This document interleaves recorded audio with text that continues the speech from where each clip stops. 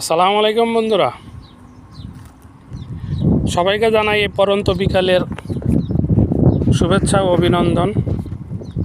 আশা করি সবাই ভালো আছেন। প্রত্যেকটি মানুষের জীবনের পরিচয় হলো তার কর্ম। কে কী করে, কেউ ড্রাইভার, কেউ রিক্সাওয়ালা, কেউ চাকরিজীবী, বিভিন্ন, এটাই তার পরিচয়। এই কর্ম নিয়ে আমি দুটি কথা বলতে চাই। তা হলো,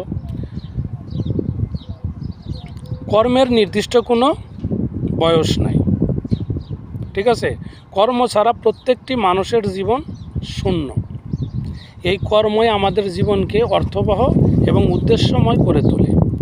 তাই আমরা প্রত্যেকেই কর্মকে ভালোবাসি এবং সঠিকভাবে নিজের কর্মটাকে করার চেষ্টা করি।